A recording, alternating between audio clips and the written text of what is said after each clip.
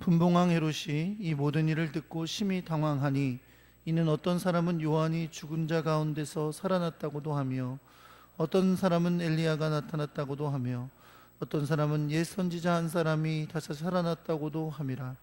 헤롯이 이르되 요한은 내가 목을 베었거늘 이제 이런 일이 들리니 이 사람이 누군가 하여 그를 보고자 하더라.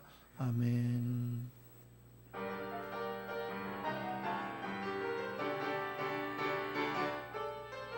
주는 반성된 구원자, 위험에 빠진 날 건지고 고난에 있는 날 세우신 주는 반성 주길 되시네.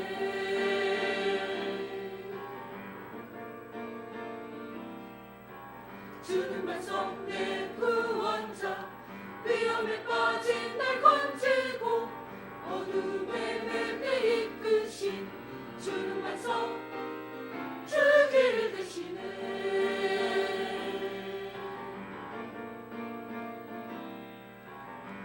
주님은 반석 되시네.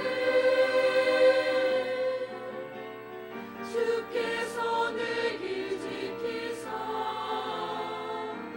혼란 가운데 영원 주네. 주는 반석 주님은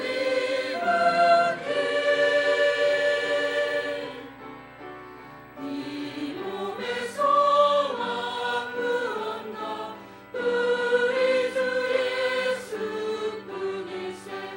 우리 주 예수밖에는 믿음이 아주 없도다. 주 나의 반석 되시니 주 위에 내가 서리라. 그 위에 내가 서리라.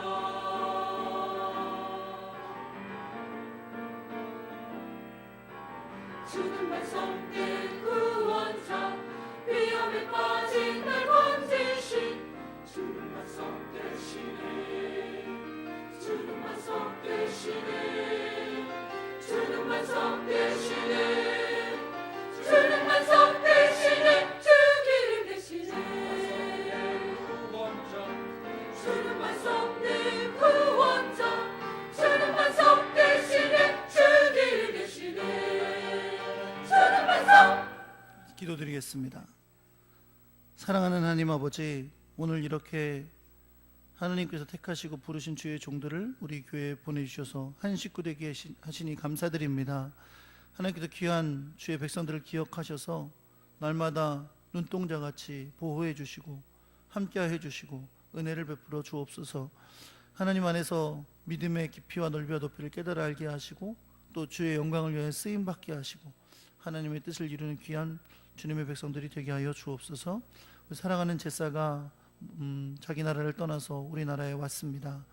이 땅에서 적응할 때에 주님 지켜주시고 행복하게 해주시고 또 외롭지 않도록 지켜주시고 모든 일들 가운데 강건함을 지켜주시옵소서. 하나님 아버지, 주님 앞에 예배하면서 빈손 들고 오지 않고 예물을 준비하여 주님 앞에 아름답게 드린 손길들이 있습니다. 그 손길 기억해 주시고 주님이 갚아주시고 함께 해주시고 언제나 주께서 주시는 놀라운 열매들이 가득 찬 복된 삶이 되게 하여 주옵소서. 이 물질이 주님의 뜻을 따라 사용되게 하시고 하나님 나라의 귀한 역사에 쓰임받게 하여 주옵소서. 주의 말씀을 듣습니다. 하나님 귀를 기울게 하시고 마음 열어주셔서 성령 안에서 귀한 깨달음이 있는 시간이 되게 하여 주옵소서. 주의 음성 듣게 하여 주옵소서. 우리 주 예수 그리스도의 이름으로 기도합니다. 아멘. 할렐루야. 옆에 계신 분들하고 인사하겠습니다. 잘 오셨습니다. 사랑합니다.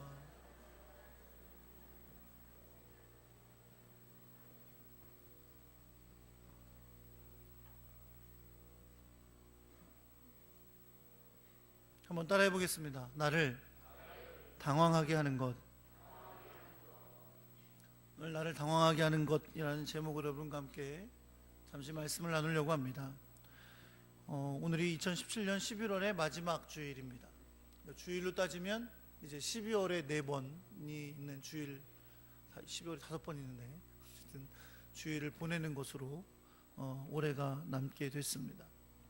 여러분과 제가 선하고 아름답게 마지막 한 대를 보낼 수 있기를 우리 주 예수 그리스도의 이름으로 축원합니다.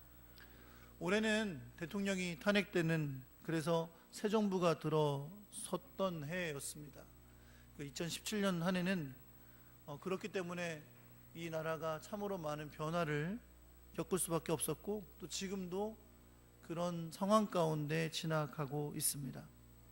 특별히 한국교회와 목회자들을 당황하게 하는 일들도 많이 생겨난 해였습니다.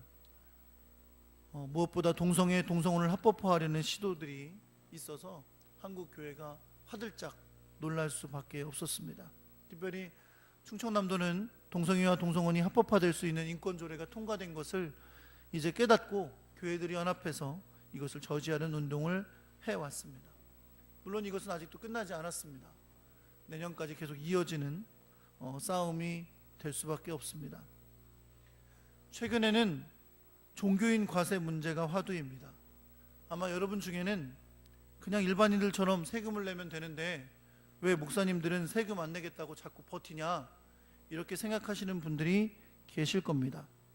하지만 여러분, 이 문제는 그렇게 단순하지 않습니다. 목회자들에게 세금을 물리는 것 어려운 일 아닙니다. 그런데 그 일을 통해서 교회와 또 목회자들을 공격할 수 있는 그런 제도적인 장치가 마련될 수 있기 때문에 이것이 공평하고 온전하게 이루어지기 위하여 시행착오를 겪지 아니하도록 일을 진행하고 있는 것입니다. 여러분 생각에는 우리나라의 큰 교회들이 이걸 방해하고 있구나, 그런 생각을 하실 거예요. 목사님들이 월급을 많이 받을 테니까. 그런데 사실은 대부분 큰 교회들은 이미 세금을 내고 있습니다. 그럼에도 불구하고 이 문제는 앞으로 한국교회가 어떻게 가야 할지에 대해서 크게 관련되어 있는 문제이기 때문에 신중하게 이것을 진행하고 있는 상황입니다. 또 최근에 종자연이라 그래서 한국교회를 가장 심각하게 반대해 왔던 곳에 속해 있던 이정훈이라는 교수님이 예수를 믿고 변화돼서 그곳에서 어떻게 한국교회를 공격하는지에 대한 전략을 내놓았습니다. 그 중에 여러 가지가 있는데 그 중에 두 가지가 동성애를 합법화하는 것, 두 번째가 목회자들에게 세금을 물리는 것이었습니다.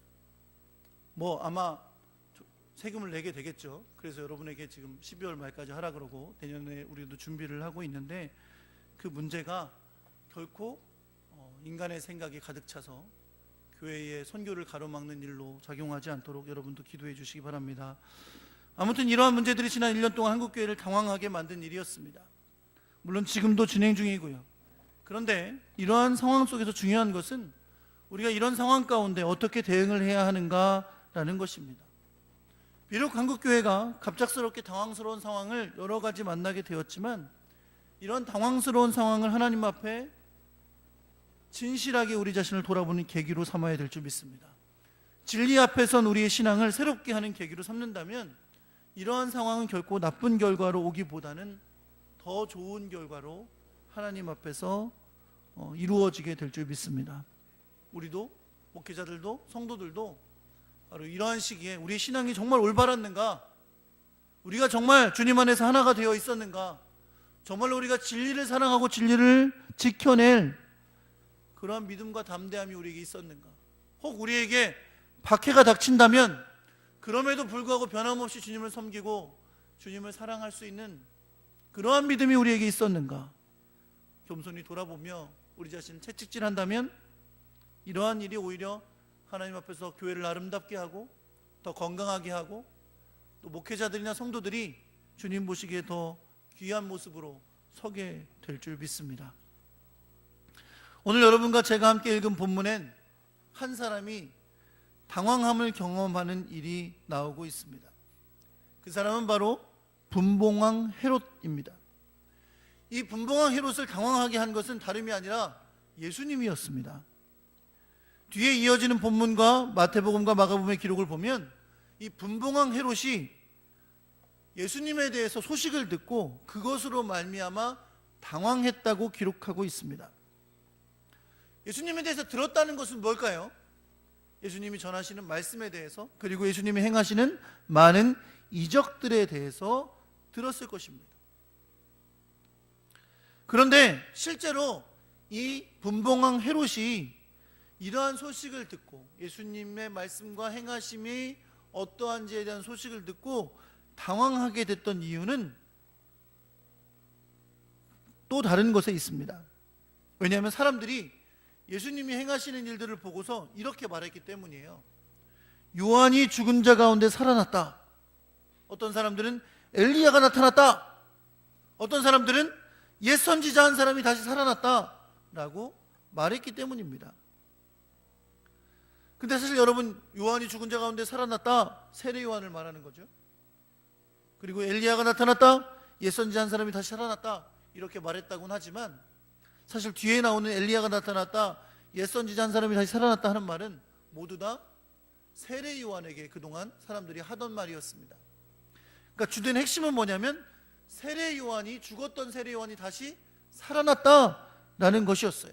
이게 예수님의 사역을 보면서 사람들이 그렇게 말했다는 거죠. 그런데 왜 세례 요한이 다시 살아났다라는 말이 이 분봉왕 헤롯을 당황하게 했느냐는 거죠. 그 이유는 바로 이 헤롯이 세례 요한을 목베어 죽였기 때문입니다. 마태복음 14장과 마가복음 6장에 기록된 말씀에 보면 예수님에 대한 소문을 들은 헤롯이 당황해서 그의 신하에게 이렇게 말했다고 기록하고 있어요. 이는 세례 요한이라, 그가 죽은 자 가운데서 살아났으니 그러므로 이런 능력이 그 속에서 역사하는도다 라고 말했다는 거예요. 그리고 그가 세례 요한을 죽이게 된 사건에 대해서 설명하고 있습니다. 오늘 본문에 등장하는 분봉왕 헤롯은 마태복음 2장에 등장하는 헤롯 왕과는 다른 사람입니다. 마태복음 2장에도 헤롯 왕이 등장해요. 이때 이 헤롯 왕은 헤롯 대왕이라고 불리는 그 당시에 이스라엘을 지배하던 왕이었습니다. 그가 동방박사를 만나게 되죠. 동방박사가 별을 쫓아오다가 유대인의 왕이 태어난 곳을 찾아오잖아요. 별을 쫓아서. 그러다가 헤롯이 그 동방박사들을 만나게 됩니다. 왜냐하면 동방박사들이 당연히 유대인의 왕이니까 왕궁에서 태어날 거라고 생각하지 않았겠어요?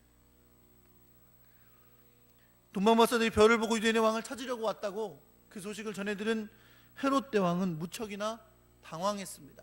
그 당시 헤롯 대왕은 나이가 70이었어요. 70이 넘는 나이였어요.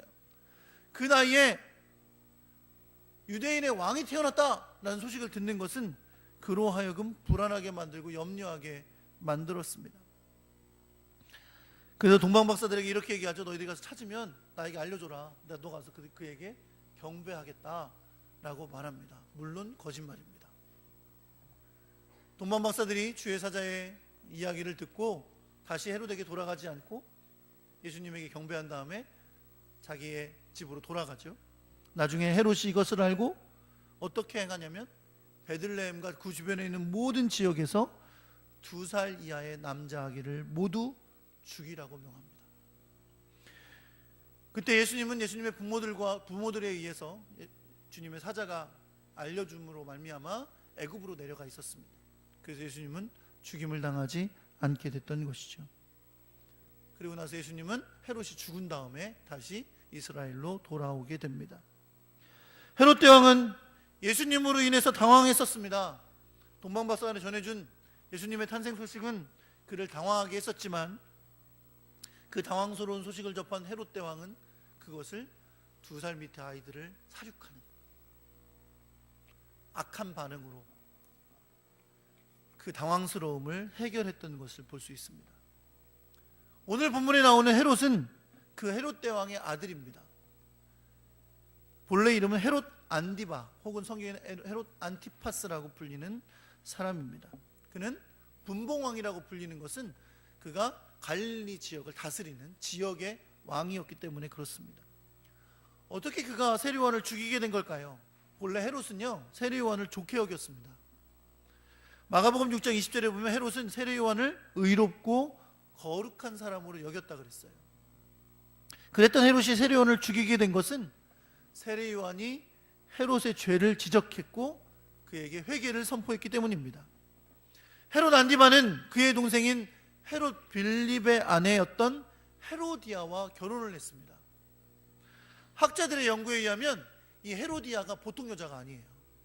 이 헤로디아가 정치적인 야심이, 권력의 욕심이 굉장히 컸던 여자였습니다. 실제로 그녀의 남편이었던 빌립은 사람이 유순하고 권력욕이 없는 사람이었어요.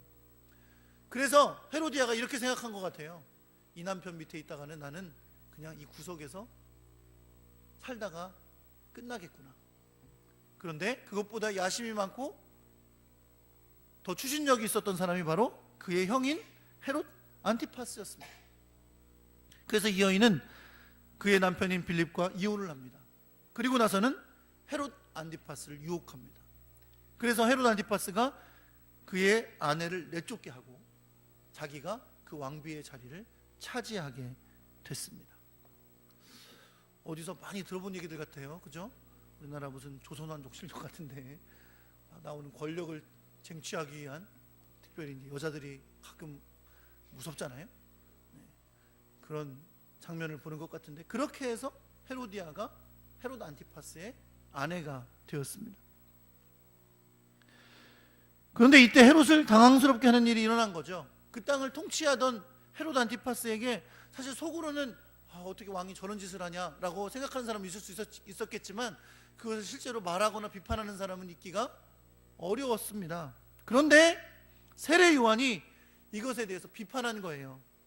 그는 동생의 아내를 취하는 것은 레위기 18장 16절에 나오는 말씀, 너는 내 형제의 아내의 하체를 범하지 말라, 이는 내 형제의 하체임이니라 라고 하는 말씀을 어겼다고 헤롯을 비판했습니다.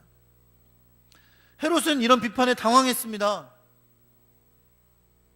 그러나 헤롯은 세례 요한을 의롭고 거룩한 사람으로 여겼기 때문에 그 비판이 당황스럽긴 했지만 그 비판을 달갑게 받았다고 했어요. 그러나 그를 체포하지 않을 수는 없었겠죠. 그래서 세례 요한을 체포해다가 한 성에 감금을 했습니다. 지금 요르단에 있는 성인데 그 성에 감금을 해놨습니다. 근데 사실 헤롯의 의도는 시간이 좀 지나가면 이제 세례 요한을 다시 풀어줄 생각을 하고 있었던 것이죠. 그러나 자기 남편과 이혼하고 남편의 형인 헤롯 안티파스와 결혼한 헤로디아는 요한을 원수처럼 여겼습니다. 그리고 그를 죽일 방도만을 찾고 있었습니다. 그러다가 그녀에게 기회가 찾아옵니다. 헤롯의 생일날 그가 대신들과 천부장들과 갈릴리의 귀인들과 더불어 잔치를 크게 열었습니다. 그때 헤로디아의 딸이 그 잔치 자리에서 춤을 췄어요. 그것이 그 자리에 있는 자들과 헤롯을 기쁘게 했다고 했습니다. 그러니까 춤을 굉장히 잘 춘 거죠. 거기에 앉아있는 모든 사람이 그 춤에 홀딱 반했던 거예요. 그때 헤롯이 그녀에게 이렇게 말합니다. 무엇이든지 내가 원하는 것을 내게 구하라. 내가 주리라. 그리고 또 뭘 맹세하냐면 내가 내게 구하면 내 나라의 절반까지라도 주리라 라고 맹세합니다. 여러분, 남편한테 잘하시면 남자는 다 내놓습니다. 별걸 다 맹세합니다. 나라의 절반도 주겠다고 이렇게 맹세하는 거예요. 남편한테 하루에 한 번씩이라도 칭찬을 하시기 바랍니다. 아멘 하세요. 하루에 한 번이라도 칭찬하세요, 남편한테. 에? 이게 아멘이 안 나오니 큰일 났네. 남편들이 회개해야 될 것 같아. 아멘이 안 나와. 하루에 한 번이라도 칭찬, 이게 지혜로운 거예요. 아무리 마음에 안 들어도 하루에 한 번만 당신은 정말 너무 잘생긴 것 같아. 돈 들어요? 나라의 절반도 준다니까. 마음에만 들게 하면. 남자들은 그래요. 아니 아무리 춤을 아무리 잘 췄어도 어떻게 이런 말을 해. 뭐든지 원하는 대로 구해라. 내가 나라의 절반까지라도 줄 거다. 헤로디아의 딸이 그녀의 어머니에게 갑니다. 그리고 헤로디아에게 묻죠. 무엇을 구할까요? 그랬더니 헤로디아가 이 기회를 놓치지 않고 그녀의 딸에게 세례 요한의 머리를 달라고 해라 라고 말합니다. 나라의 절반보다 세례 요한의 머리를 더 원했던 거예요. 헤롯은 무척이나 당황스러웠습니다. 그러나 결국 그는 그 당황스러운 상황에서 자기의 뜻을 굽히고 맙니다. 왜냐하면 상황이 그럴 수밖에 없는 거죠. 자기가 헤로디아의 딸에게 이 약속을 할 때 주변의 대신들이 다 듣고 있었어요. 그러니 이걸 어길 수가 있습니까? 결국 어쩔 수 없이 헤롯은 치위병 하나를 보내서 옥에 갇혀있던 세례요한의 목을 베어 머리를 소반에 담아 가지고 오게 합니다.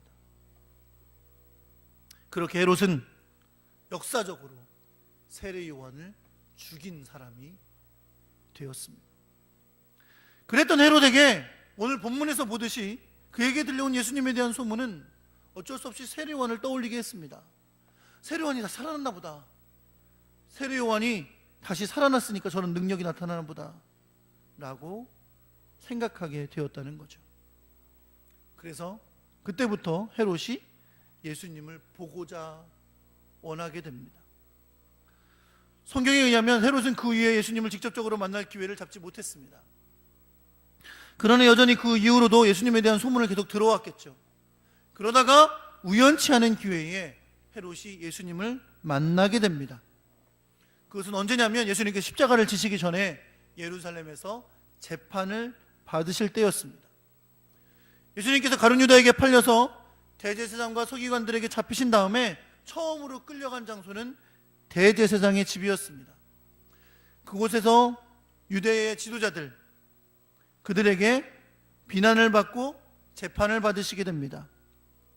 그 후에 예수님은 빌라도 총독에게 끌려가십니다. 빌라도는 그 당시를 이스라엘을 다스리고 있던 로마의 총독이었습니다. 예수님을 죽이려고 하면 사실 이 사람의 힘이 필요했기 때문이에요. 그래서 유대인들이 예수님을 빌라도에게 데려간 겁니다. 그러나 사실 로마의 법으로 나라를 다스리고 있는 빌라도의 입장에서 예수님을 죽일 이유를 찾을 수가 없었습니다. 그래서 빌라도는 그 무리들에게 나는 이 사람이 죄가 없다고 생각한다 라고 선언합니다. 그러자 무리들이 소리를 칩니다. 저가 온 유대에서 가르치고 갈릴리에서부터 시작해서 여기까지 와서 백성을 소동케 합니다. 이 말을 들은 빌라도가 예수가 갈릴리 사람이냐? 잘됐다. 지금 갈릴리를 다스리는 분봉왕 헤롯이 여기 와 있는데 그에게 데려가라. 그래서 예수님이 헤롯과 만나는 일이 성사가 됩니다. 빌라도 입장에서는 잘된 거죠. 자기는 도무지 죄를 로마법으로는 찾을 수 없는 사람인데 마침 갈릴리 사람인 예수가 그곳에 살고 있는 그곳의 왕이 예루살렘에 와 있으니까 그에게 보낸다라고 헤롯에게 보낸 겁니다. 누가복음 23장 8절에 보면 이때 헤롯이 예수님을 보고 무척 기뻐했다 그랬어요.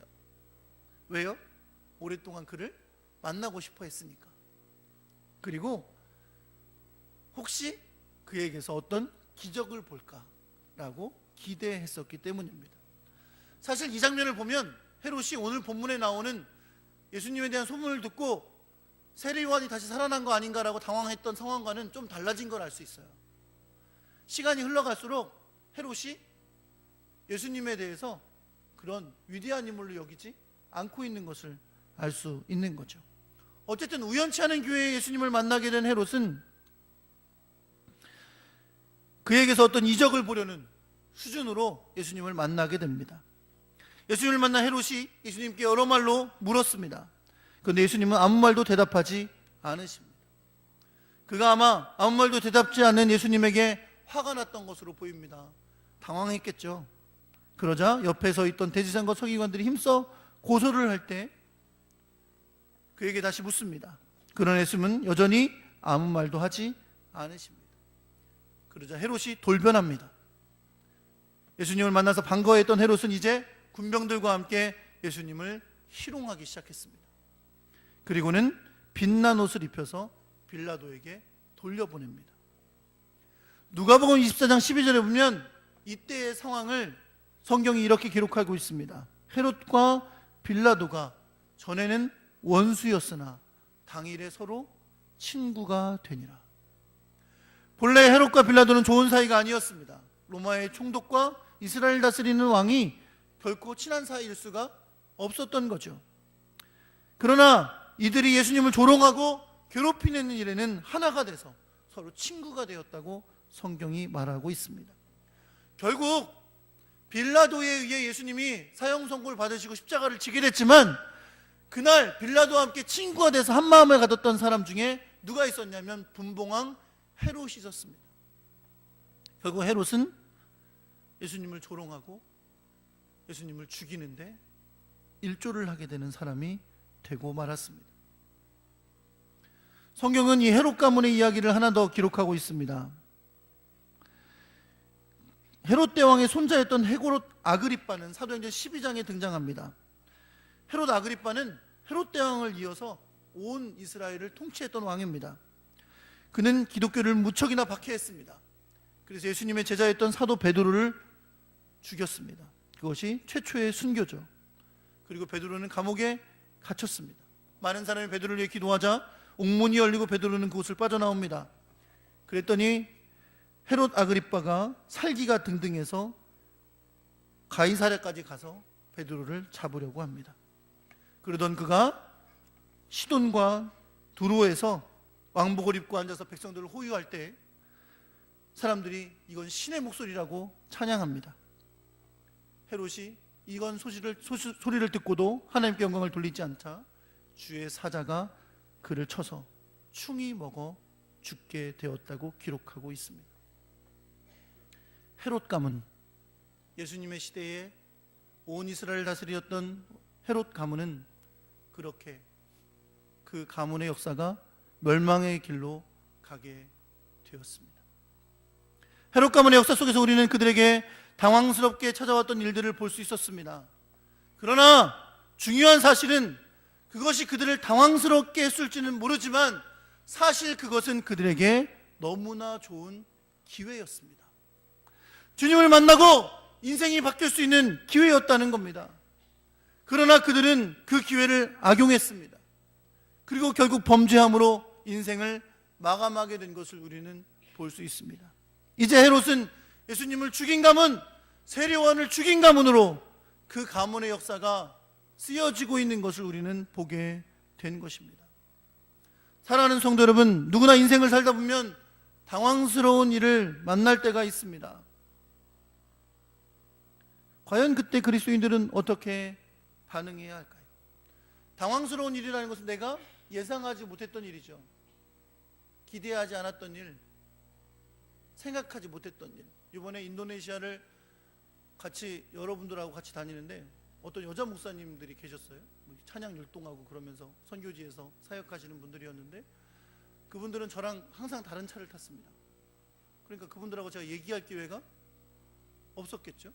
저는 집 밖에 나가면 여자 보기를 돌같이 하기 때문에 여자분들하고 그렇게 친하게 막 얘기하고 그러는 걸 잘 안 해요. 믿거나 말거나. 네. 이런 얘기를 제 아내가 있을 때 해야 되는데 지금 중등부가 저 영어 예배를 드려서 아마 거기 가 있는 것 같아요. 근데 그 목사님 우리가 마지막 날은 공항에 가는 길에 버스를 하나를 타서 갔어요. 그러니까 제가 얘기하는 걸 들었을 거 아니에요? 제가 가만히 있었겠어요? 얘기도 하고 그랬겠지? 그랬더니 갑자기 어떤 여자 목사님 저를 돌아보시더니 저는 목사님 벙어리인 줄 알았어요. 그러는 거예요.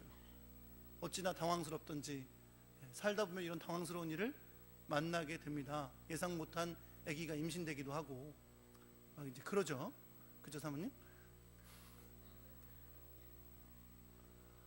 사랑하는 성도 여러분, 우리가 만나는 당황스러운 일은 주님 앞에서 기회가 될 수 있는 것임을 여러분 믿으시기 바랍니다. 그것을 믿음의 눈으로 바라보고 주님의 눈으로 바라볼 줄 안다면 그 당황스러운 상황은 기회가 된다는 겁니다. 여러분, 성경에서 우리는 당황스러운 상황을 만났던 많은 인물들을 찾아볼 수 있습니다. 이방 지역에서 하나님을 모른 채 살아가던 아브라함에게 하나님이 나타나셨습니다. 그리고 그에게 말씀합니다. 너는 너의 본토 친척 아베 집을 떠나 내가 너희에게 지시할 땅으로 가라. 거기가 어딘데요? 도대체 나에게 나타나신 당신은 누군데요? 그러나 아브라함이 믿음으로 갔더니 그가 믿음의 조상이 된 줄 여러분 믿으시기 바랍니다. 형들에 의해 애굽으로 팔려가야 됐던 요셉은 너무나 당황스러운 상황을 만났었지만 그는 애굽의 총리가 되고 이스라엘 백성을 구원하는 놀라운 역사를 이루게 된 줄 믿으시기 바랍니다. 이스라엘을 구원하라는 소명을 가시떨기가 불타는 가운데 받게 된 모세는 그것이 두려워 계속 거부했지만 하나님께서 그를 사용하시사 이스라엘을 애굽 땅에서 구원하는 놀라운 일꾼으로 사용하여 주신 줄 믿습니다. 아직 처녀라서 남자를 알지도 못하는데 내가 아들을 낳으리니 그 이름을 예수라 하라 라는 음성을 들어야 했던 마리아는 주의 계집종이오니 주의 뜻대로 이루어지리다 라고 믿음으로 고백함으로 말미암아 예수님을 낳은 아름다운 여인이 된 줄 여러분 믿으시기 바랍니다. 그런 당황스러운 상황 속에서 이들이 위대한 하나님의 사람들로 성경에 기록될 수 있었던 것은 그 상황을 믿음으로 반응했기 때문입니다. 그들은 그것을 하나님을 더욱 깊이 체험하고 하나님께 쓰임받는 계기로 만든 것을 여러분 믿으시기 바랍니다. 사랑하는 성도 여러분, 어떤 일이 여러분을 당황스럽게 하십니까? 돈 문제인가요? 직장 문제? 자녀들 문제?